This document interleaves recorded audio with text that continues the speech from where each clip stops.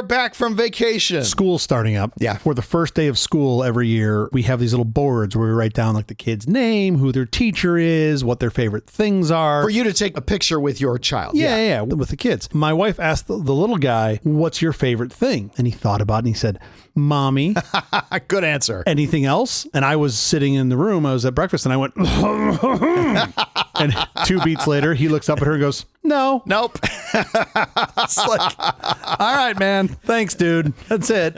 He couldn't think of anything else. Nothing else came to mind. Quiet, please. Now, my oldest one, of course, he went next and he said mommy and daddy. So he is clearly my favorite. So he's still in the will. In 4. The other one, I'm just assigning all the debt to. 3. 2.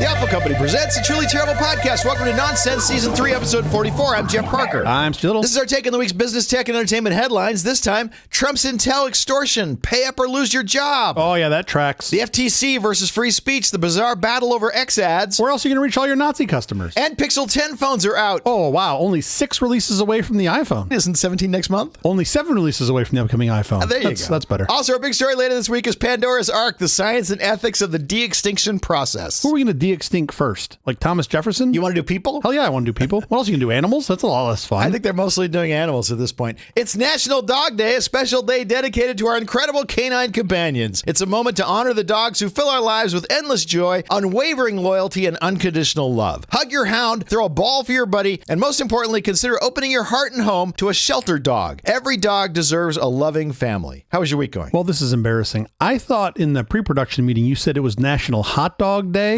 That's a very so different... here I was prepared and ready to do my own little mini version of the Nathan's eating competition, and now enjoy your triglycerides. Hooves, big hooves, lots of hooves. Speaking of hot dogs, we had some when we were camping. Yeah. I took my children out to the sequoias, as I like to do quite a bit throughout the summer. Yeah. It was amazing. We had legitimate thunder and lightning, which was awesome. Like full-on window rattling thunder. It was a complete blast. Our first night there, you're in bear country, right? You're like 8,000 feet. It's where bears roam. Yeah. But it's like they're California bears, so they're pretty chill. They're black bears. They don't want to rip your arms off. They wear little swimboard shorts. They do. Sure. They're pretty nice. Sometimes in the winter months they snowboard. You know, if you've done this more than once, if you're not one of the idiots that just goes up to Mammoth and leaves their trash everywhere, you know you don't leave anything out for the bears. Oh, sure. Because it doesn't matter what it is. If it's Cheetos, if it's granola, if it's shampoo, they know they want it. If it smells like something, they're going to find it. They're going to get it. And these aren't the bears like rip your car open to get to it, but like if it's accessible, they'll get to it. So there's bear boxes, etc. Yeah. However, I left out 2 water containers. And our first night there, I heard them getting smacked to the ground. And I was like, oh,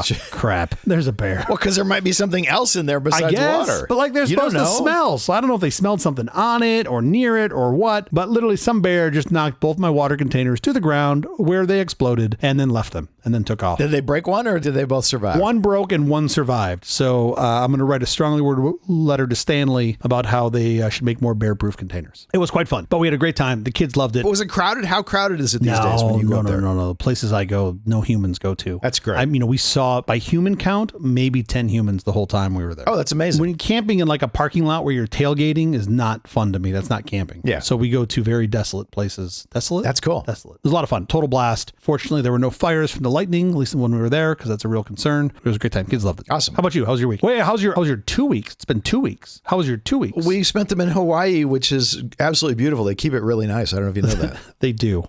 They do try to keep it nice. And no bears, at least at our hotel. Bears there are way more relaxed. I did while I was gone. You and I have talked about this before. Yes. I did order something from Temu. Oh, yeah? You wanted a bunch of cheap crap delivered quasi-quickly? Yeah. What'd you order? My son's girlfriend was with us, and she said she orders things from Temu, and I should try it. Now, I buy stuff from AliExpress all the time. I'm not afraid of buying things from China. That's the argument that works on you? My buddy's dealer said heroin's great, and I should try it. Not quite. I feel like she's right here. She's lovely. I actually like her a lot. Hey, the PRC seems nice. I like those guys. I love dumplings. Why not? Let's give this a try. Okay, cool. And I normally get to the Temu site, and there's some little spinny wheel there, and I don't really understand it, so I just give up and click away, and I'm done. Boomer. She says, just ignore the spinny thing and go look and see if they have. I was trying to order. I wasn't trying to order a teapot from Amazon. I ordered a teapot from Amazon. I'm proud of you. It came very poorly packed. Okay. So what I got were teapot crumbs. You got teapot parts. Yes. Some assembly required. And a tube of glue. Was there a tube of glue inside? There was no tube of glue. I would have been happier had there been a tube of glue, but it was just, there was no way any part of this was holding water. You got a teapot puzzle is what you got. No amount of Gorilla Glue was going to repair this thing. Okay. Yeah. So I thought, I'm going to look and see if Temu offers this exact same teapot. And then I'm going to order it from Temu and see what the experience is like. Of course they do. Yeah. Of course they do. Turns out they do. Yeah. And it was like several bucks cheaper. It wasn't vastly cheaper, but it was several bucks cheaper. And there was no charge for the shipping. Okay. Which is like amazing. Sure. So I ordered the thing. Of course, I'm in Hawaii, so I have no idea when it's going to arrive back to the mainland. Yeah. I order it and it arrives here. I open it. It's in perfect condition. It's exactly what they packed it well, the whole thing. Yep. Great Temu experience. I don't have a bad thing to say about Temu. I have a hunch because of the price difference. I have a hunch they are probably losing a little bit of money on each order to gain market share because things were suspiciously cheap. Yeah, I don't know. I mean, they do a lot of variable pricing, so it might be your first couple of orders, you get that, and then they raise it up. Who knows? Maybe. You've gotten the conduit 3 steps closer to the production is what you've done with Temu. I was impressed. I got to say, it wasn't a bad experience. I mean, you and I have laughed at Temu and Shein for a long time thinking you're going to get cheap Chinese garbage. That wasn't my experience. Look, there's plenty of cheap Chinese garbage on there. For sure. I'm sure. Doesn't mean it's all cheap Chinese garbage. I was buying the exact same brand name that I was buying from Amazon, and it was cheaper. I mean, I'll tell you the moment of truth that came down for me last week was there's a specific BMW trim part that I need for an old ass BMW I'm trying to keep alive. Yeah. And it's globally out of stock. Sure. I don't know if they're going to make it again. These trim pieces, a lot of times they don't make. So buy 2 or 3 of them if you can find them. But the problem is that it's a function of time, right? It's plastic. So if you order 3 now, by the time the one fails in 15 years, the other 2 are toast too. I Googled the part number and it's nowhere to be found. However, there are plenty of knockoffs on AliExpress. Yeah. And I'm like, oh, do I really want to buy some like crappy plastic molded version? But if you have no choice, if you're wrong? How much was it? A couple of bucks? No, it's like $30. All right. It's real money. You'll survive if it's the wrong thing. Did you order it? No, I didn't order it. I'm chickened out. I'm willing to pay like 8x to get the German-made part. Such a purist. Because German-made plastic is so vastly so much superior. better. Yeah, if it's not if it's not stamped with some German flag, I just can't buy it. This was the moment of crisis for me, though, where I was like, I just can't buy this from a non-OE provider. It has to be from an OE provider. And the worst part is I'm willing to wait like a year for it. I don't care. Oh, yeah, sure. So terrible. This actually happened, by the way. Anyway, it's never going to come back. The Chinese part is probably every bit as good. It's probably the same thing. They just ship it to Germany and stamp it. Lotus used to do this. Lotus would take Toyota parts made by Toyota out of the Toyota box, put it in a Lotus box, and mark it up 3x. It was the same part, it's just a different box. And it's like, I want to support you, Lotus, but I'm also can just waddle on down to the Toyota dealership and get the part that I need for the Lotus. Right, it's not hard. It's right here. I don't have to order it from Hethel. I can just go get it from, Santa Monica Toyota. Should we maybe, I don't know. I feel so rusty at this. Should we get to our headlines, or do you just want to yammer on? I mean, this is the point of the show where I'm depressed, so usually we transition to headlines. So yeah, let's do that. I say it usually with more joy. Let me try it again. Okay. Let's get to our headlines. Okay, let's do it. The price of keeping your job. Intel sells stake to the U.S. Oh, yeah. President Trump announced a deal for the U.S. to take a 10% stake in Intel worth $10 billion. The move, which Trump claimed was initiated by Intel CEO Lip Bhutan to keep his job, comes after the president criticized the CEO's ties to China. By the way, the president days before this said that Lip Bhutan was completely unqualified for this job and had no business being the CEO of Intel. Those are the best people to invest in, the ones that you believe are not qualified to do anything. The ones that you believe are absolutely unqualified. Yeah. He also, previous to being CEO of Intel, I believe he ran a hedge fund of some sort or an investment fund of some sort, and they invested in some Chinese companies. And that was also bothering the Trump crowd. His connections to China, his ties to China. Sure. He's a pretty smart dude. I don't know a ton about him, but he's a pretty smart. He has I think he's got a degree in physics. Like he's not a dum-dum. Yeah. He's also got, he has pointed up a mountain that he's got to climb to try to get Intel back to some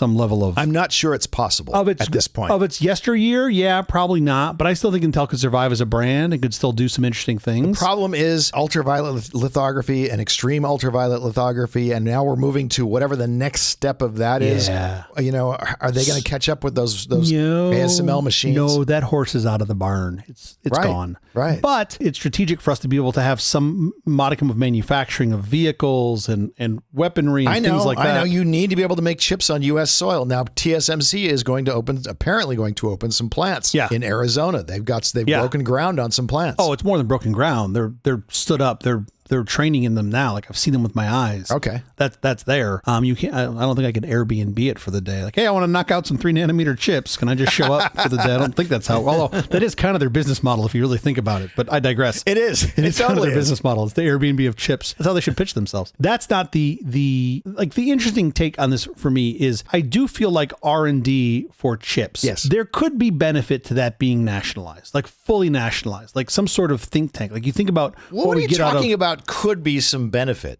I mean, think about if China takes over Taiwan and now we have no access to advanced chip production at all. You said if. I think you meant when. Well, I would hope the U.S. would stand up for Taiwan, when the even big though they hand say gets to the 12, it's over. Yeah, like, right. It's a very different thing. I don't know when. But my point is, we've got some absolutely great think tanks here, right? You've got like Sandia Labs, which is primarily U.S. backed. You've got plenty of, I think it's actually wholly U.S. backed. R&D for chips probably makes sense to have here. Fabrication, I don't know. And the problem is, you've got to have fabrication. Well, no. I don't disagree with you. I don't disagree with you, but I don't know how you do it cost effectively, right? Or I shouldn't say cost effectively. You can't. It will never be cost competitive. So what do you do? Like, who buys from that? Do consumers? Let me explain why. Because we can't abuse labor in the same way that you can in Taiwan.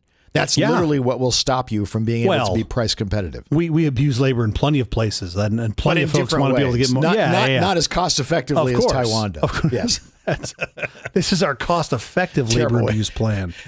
No, but that's the problem. Yes. So how do you sustain fabrication? Who buys it, right? It's going to be hard to have private industry buy it. Yeah. Maybe you could have government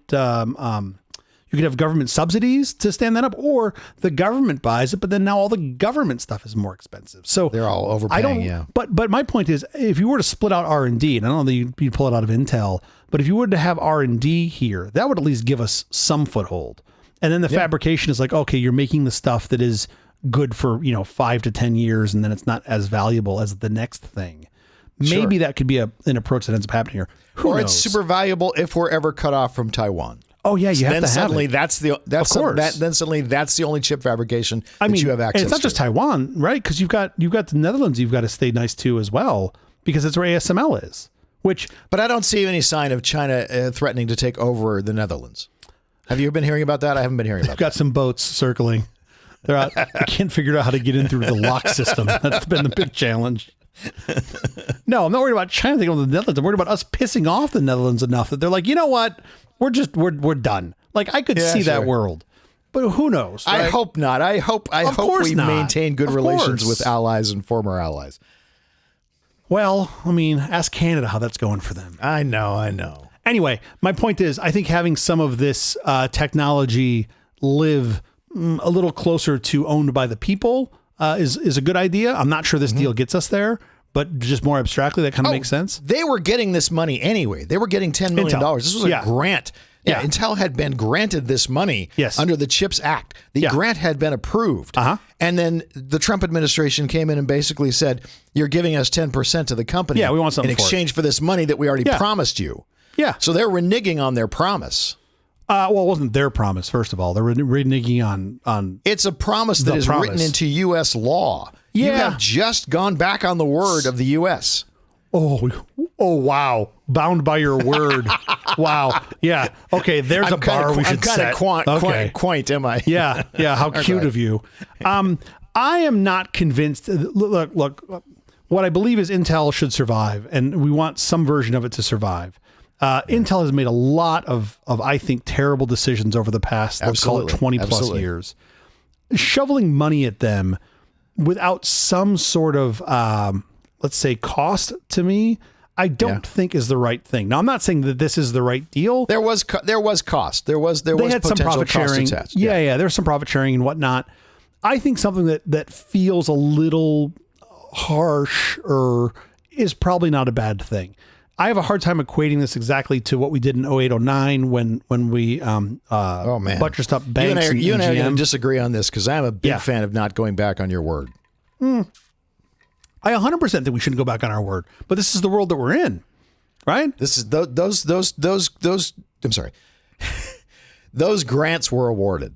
But I think past tense, period, done. Yeah, I no, look, generally speaking, I do agree with that. But I think... Not generally speaking. You don't go back on your word. Your word has to be trustworthy, or now we suspect... We never know how we can trust you. Yeah, of course. Yeah. I think that's the bigger problem, right? And by the way, we did this in 08 and 09, too. We also went back on our word then. We helped a bunch of banks, or we sort of put a gun to a bunch of banks' heads and said, you got to buy these assets. And then afterwards said, oh, yeah, actually, we're going to sue you now for doing this. You're going to take the blame for all of their misdeeds. I'm not saying there wasn't, you bought them. Yeah. Exactly. There wasn't precedent set already. Not from that, from years of this. To me, though, the bigger point is, how do you want to just shovel money at something that hasn't been managed terribly well without some cost? Yeah. And I think, generally speaking, the answer should probably be no. Now, no, my answer is yes. You're saying because the deal was already done. I'm not only saying because the deal was already done. I'm also saying because I need you to focus on, well, two things. I need you to focus on building fabrication on U.S. soil, even though it's not going to be cost effective. I need it here in case I lose access to my existing fabrication capabilities. The other thing is, in that CHIPS Act, when you agreed to take that money, you agreed you were not going to sell to certain countries. You were not going to share that technology with certain countries. And I need that too. Well, and I think some of that was removed and that to me is actually the bigger issue. In the redeal, in this new deal, that's all been taken out. Well, no, it hasn't all been taken out because they have to maintain now 50% of their foundry here. 51%, yes. Yeah. But no, they can now share technology with Russia. They can share technology with China. I mean, Iran and all these whatever the countries were. You got lighter terms. That part to me is even more concerning. Terrible. But like why? And maybe like Intel asked for that. I don't know. But this does seem like a bit of a cluster. So, hooray! We can end on that note. It's a bit of a cluster. It's not. Look, I think it's better than letting Intel fail. I think we had a plan that was in place that was maybe not rushed, but to my knowledge, Intel wasn't hitting all the milestones they were trying to hit. So we were like, okay, well, let's just fucking keep shoveling money into the coal machine. Let's just keep shoveling money into the coal machine. What milestones were they not hitting? I think there were some milestones for the grants that they hadn't hit for deployment of capital. I don't know the specifics of it. We made some adjustments to say, well, hey, okay, maybe those weren't the right projections. I'm not saying they were. I'm not saying those adjustments were bad. But it's like, at what point do you go, well, maybe this should be more painful? My bigger concern is what happens when you do this 3 or 4 times? Like, do we want to own and operate this thing? Like 10% you can get away with saying, we're not an operator.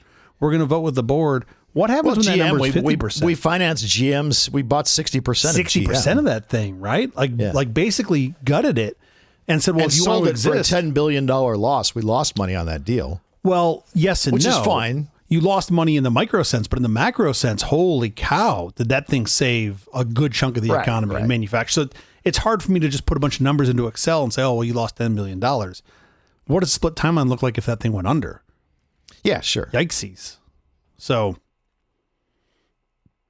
anyway, everything's fine. Musk's $1.5 billion problem is the FTC forcing brands to advertise on X. Oh, everything's not fine. The Federal Trade Commission is appealing to a judge's ruling that blocked its investigation into Media Matters for America, a nonprofit that monitors misinformation. The probe began after Elon Musk claimed Media Matters' report on ads appearing next to pro-Nazi posts on X caused a $1.5 billion drop in ad revenue. Shocking that if you put someone's ads next to pro-Nazi content, they might not want to advertise there again. Well, hold on. It depends on what you're selling. If your primary revenue, hear me out. If your primary revenue source are white sheet sets, you're going to do great.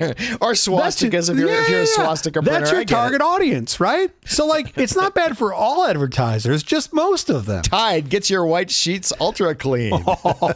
There you go. See, this is why we need to run an ad agency. It's like we have OxyClean, we've got Tide, we've got whatever the new Bed Bath & Beyond is. They have a whole white sheet section. We're going to stand this all up. Oh, you need 4x4s? Oh yeah, just going down to Home Depot. We're going to set up all of those. So two interesting things here. Media Matters is basically going to probably evaporate. It's probably going out of business. All they did was wrote the report and said, listen, these ads are appearing next to pro-Nazi content. Yeah. And suddenly the revenues at X fell precipitously, shocking people wouldn't want their stuff next to pro-Nazi information. That's kind of interesting, and it will possibly lead to the destruction of Media Matters, which is too bad because it's a great organization. Largely, through most of its history, interested in correcting misinformation. Yeah. Not even conservative or liberal, any misinformation. Sure. Now they say, and we think probably to raise funds, they are saying that they're being careful about conservative misinformation. Sure. But I think that's because they have to raise money to try to stay alive, right? You think that's true? I mean, if you look at the amount of misinformation that's out there, well, the bulk of it. And granted, I'm biased because I believe in science, but the bulk of the information that's out there that's misinformation seems to lean more conservatively. But okay, yeah. The like I think about, I put these guys in the same bucket as like Snopes. Like they just kind of want the truth to be told. Yeah, they just want the actual. This is what the reality. That's is. my read. I don't know a ton about their organization, but yes, I'm not happy to see them get squandered because like if I was an advertiser, I'd want to know where my media was being run. Right. The reason I'm not too concerned about it is I believe that hole will be filled. It'll be filled by another org. It'll be filled by technology. You're not going to be able to escape this. They run this thing on razor thin margins. They have like a $20 million a year top line. Like it's nothing. Yeah. The top line. And they bring in like $19 million a year. So exactly. I'm sorry. I misspoke by calling it top line. Their OpEx is like $20 million. Their quote top line is less than that. But the point is, this whole FTC ruling is really fascinating to me, not just because of what they're trying to do with X, but also as part of these other mergers that are happening where they're forcing advertisers to say, well, you got to be on all platforms. Right. Why do I have to be on all platforms? Why can't I be on the ones I want to be on? But if ABC's got the higher rated show, I want to advertise on ABC as opposed to NBC. Like that's how this has worked for years. Or if I don't like the content of ABC's show. So this is kind of fascinating to me, where it really does feel like we're getting a little bit of crying, not over spilt milk, but like it's very strange. Does the My Pillow guy now have to advertise on MSNBC? They're not called MSNBC anymore. MSN Now. I was hoping to get through a return episode of that one My Pillow reference, but here we are. Do we do a lot of My Pillow references? I don't remember ever mentioning it before. Big First Amendment concerns. You have the right to advertise where you want to advertise and not advertise where you don't want to, but not according to the FTC, which is trying to do Musk's bidding apparently this week. It's very interesting where what we're calling political doesn't seem political, at least by my understanding of the word. Like you have content that you're aligned with, that you allow on your platform that advertisers aren't aligned with. Yeah. And I'd argue even if it is political, that should be their choice. Like you shouldn't have to mandate that they, regardless of political affiliation, they advertise there. Like I thought we were free market. And some places, some outlets are going to be more targeted toward things that your customers will be interested in. I mean, if I sell cat food, do I have to sell it on Dog Fancy? That would make no sense. Yes. Yes, I do. Because you feed the cats and then the cats feed the dogs. We have coyotes here now. What do you mean now? You've always had coyotes here. I know, but we have them in the daytime. Now they come out in the daytime. I've never seen them come out in the daytime before. First of all, I love the coyotes. I love at night when I hear them howl. Okay. It's the coolest thing. It is. Absolutely. But the only thing is, for anyone who has a cat who they think they should have an outdoor cat, your cat's going to be lunch. What do you think is going to happen to your cat? You're not going to have an outdoor cat for long. And by the way, I don't let Barkley go outside in my backyard, which has walls around it. Oh, coyotes don't care about walls. Because coyotes don't care about walls. They don't care about walls. Unless, here's the thing. If you have a wall and you paint it like the background, they will try to run right through it. That's what you got to do. That's true. That's what you got to do. Thought of that. I've got years of experience watching documentaries on the same concept, the same topic. They will run right through it. Google Pixel 10 phones are out. The Pixel 10 phones are here, and they're all about AI. Powered by the new Tensor G5 chip and Gemini Nano, they bring on-device AI to the next level. Did you say Gemini Nano? Gemini Nano. You just go full Mork and Mindy on me? It is the Gemini Nano. It's the small, large model. SLLM. The next version will be called the Pico. Thank you very much for letting me know what nano means. I love when you mansplain SI units to me. As you know, I think, and most of our listeners know, I'm the iPhone guy. Sure. And you're the Google guy. I'm more excited about this phone than I should be. Yeah. They've put some really cool stuff into this. And I think the biggest thing that excites me about this is it seems like, and we don't know for sure, but I think we're pretty sure, most everything runs locally for AI. And that is the way this has to go down. The phone doesn't come out for 2 days, so nobody can really test 2 this. days. I love that it's 2 days we'll know. I know. 2 days. I don't have that kind of time. time. I don't want to mislead anyone that we've actually had our hands in this thing. Nobody has had their hands on this thing yet. Super compelling. The release version. I mean, it looks like all of the things they've done to this. Let me walk through some of the things that excite me about it. Because there's a lot of things about it that they announced that they were super large excited about. Large text mode. Okay, next. Exactly. A lot of things that just don't... Sweetie, look at this. 100 points. Holy shit. A lot of things that I just don't do much for me. Qi charging 2.2. Yeah, okay, so I can pump more wattage in my phone. I charge my phone when I go to sleep at night. Whatever speed you leave it's your house at. once a week. For the rest of us that leave our house more often than this, that's important. If I'm charging my phone at 5 watts or charging my phone at 25, it doesn't make any difference to me. Charging thing, I just don't care. Okay, Magic Q. Yes. This is the AI acting like a mind reader. It's looking in your calendar, it's looking in your text messages, it's looking at all the different various Google apps, Gmail, whatever. If you're texting your friend and you're talking about, and your friend asks, what time are we going to dinner? It surfaces the information of your dinner reservation that you can then forward to him concerning. Without you doing anything. So it sends you the address and the time and all that stuff. You don't have to, and it's all local. This is why I have to keep my wife on an iPhone, because if she had one of these and like, what time are we going to dinner? She'd be like, I don't want to eat with you. That would be the response constantly. She'd be like, I didn't say that. Magic Q said that. Like, well, but it's reading your thoughts. So for her, then it would surface the times when she has a conflicting event. No, it would surface the times when the person she's trying to eat with has a conflicting event. Is what it would do. Okay, either way. Anyway, Magic Q is really cool, and it's all on device, which is wonderful. For sending things off to the server for 2 reasons. Obviously, the security thing is a nightmare. Yeah. Obviously, you don't want your stuff going off device if you can help it. The other thing is just the timing of it. Sure. When you're sending things off device to the server, the latency, and it just makes things feel awkward because things are happening. What's bananas to me about this is like, we're not talking about a big difference in latency, but it will feel significant. It's enough to notice. Oh, it'll feel significant. Yeah. It's the difference between it feeling like it's just always on and like you're waiting for a thing, even if it's 400 or 500 milliseconds. It's really crazy how much of an effect that has on making the technology more sort of like an everyday extension of yourself. Let me mention one that does not happen locally, which is edit with Ask Photos. Okay. So you can literally say, make the sky more blue, or remove the cars in the background, or fix the washed out colors, or whatever. And it does it with voice. Now it's going to the server. It's doing that. That's going to come for all Google Photo users. 2 things. But it's still pretty cool. Okay, 2 things. Yeah. One, I love when you refer to it as, quote, the server, Grandpa. Like there's just a server. There's the server. Okay. They've got the cloud, one Junior. Somewhere in Palo Alto, Google has the one photo server. They're like, don't restart the photo server. Jeff can't edit his photos. It's a used laptop that they're using as a server. It's nice. It probably is. Most of their kit looks like that. More interesting to me, though, is like they've already automated out the very difficult selection process of mashing the like background change button and mashing blue. You just ask. You don't have to push any levers. I know. You don't even have to know what levers to push. Fascinating to me. It's like the hard part was actually changing the background. Like that was the real hard part that we've engineered years ago. Yeah. And now they're like, oh yeah, I'll just put this like voice interface on it to make it super simple. Natural language voice. I don't even have to say the words in a certain order. I mean, we are 1 or 2 releases away from being able to have in like your AirPods or your Google Nano earplugs, whatever the hell they're called, and just being able to say, I don't like the way Jeff sounds. Make him sound nicer. And while I'm talking to you, it will just make you sound like that is really not that far away from being able to do that. It's fascinating to me. I already can. If you speak German and I speak English, we already can talk, and the translation is happening locally. That's crazy. You will hear my voice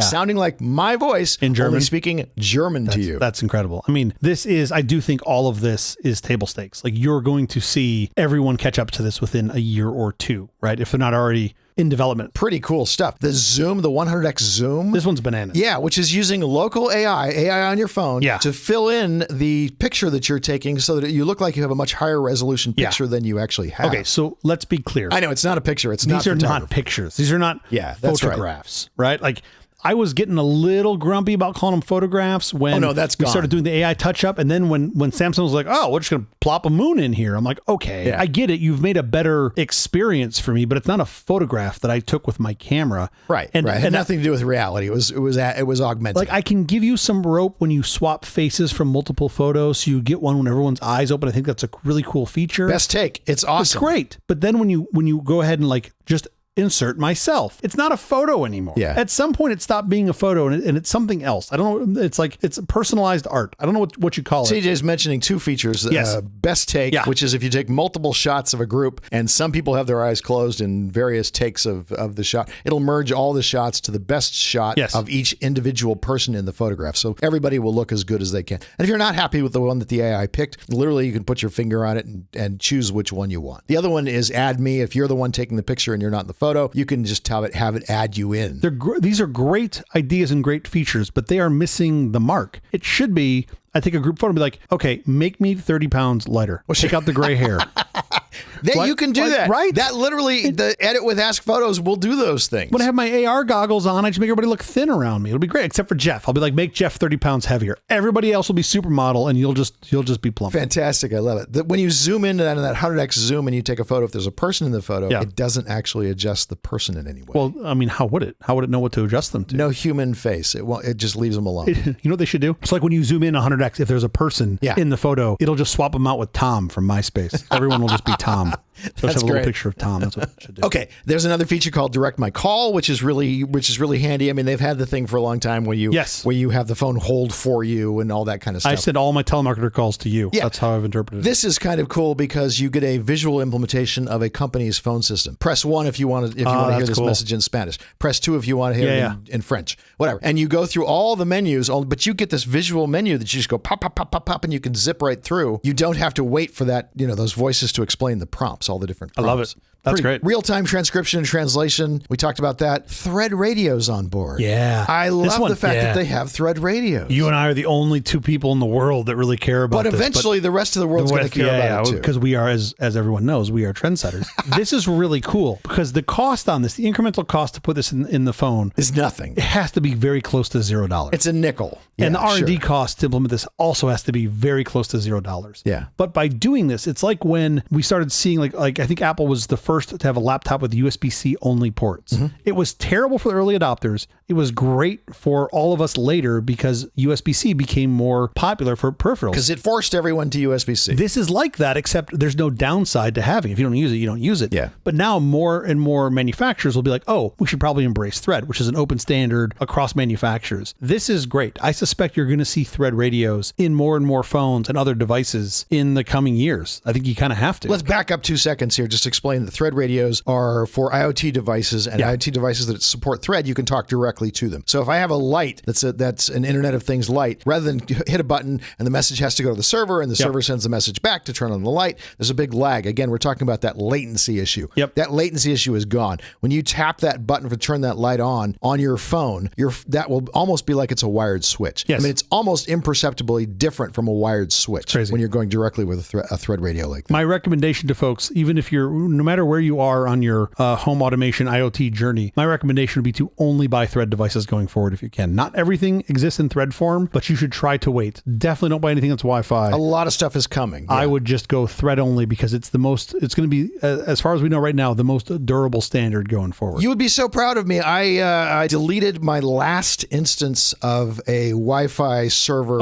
integration. They're all gone now from my home assistant. Did you? Yeah. You had to replace physical devices, right? I replaced a handheld. I had probably 6 left a few months ago, and now I have 0. You beat me. I still have a couple. Yeah. They don't work, but they're here. Thrilled they're gone. Well, I had an internet outage, and so all those devices weren't working. Everything else, all my Thread radios worked perfectly. That's great. And it was like, oh no, this aggression cannot stand. Yeah. You have to go. You have to go. You have to go. And then they were gone, as quickly as possible. I have Wi-Fi devices that still work locally, so they work even when the internet is down. Problem is, they just don't always work. Like they botch DHCP reservations. They all sorts of crap they don't do well. And I'm like, this is garbage, and they all need to be thrown away. You got to get rid of that stuff. It's just, life is so much better. Yeah. Again, what CJ said is true. Yeah. Hold out for Thread. Yeah. You will be so happy you did. That's the plan. Anyway, so the big takeaway is on-device Gemini Nano, and the Tensor 5 chip allows you all that stuff to run beautifully on locally, which is great. This will be everything going forward, right? I mean, you've seen it here. You'll see it with all the other Android phones. You'll see it with the iPhone more and more. This is definitely the future. Local AI. Okay, enough with the headlines. In fact, enough with the episode. We have to get out of here. Special thanks to our floor director, Patrick O'Neill. Thanks, Patty McPatface.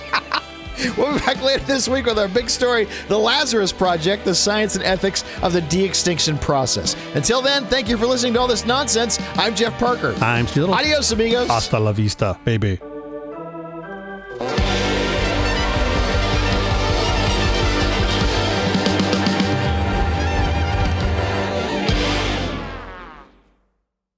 Jeff, when it comes to the internet, being ready to catch a wave isn't enough anymore. No? You'll now need to catch a 3D wave. Oh, was I catching 2D waves before? You were on 2D waves. Oh. With Tagram's new 64-bit PCI 3D entertainment and multimedia system with supplied 3D web browser plugin, oh, wow, you can experience cyberspace, or VRML, the way it was meant to be, in virtual 3D. Wow. Combined with our high-speed 33.6 fax modem, you get unparalleled performance with state-of-the-art graphics. And if web surfing isn't fast enough for you...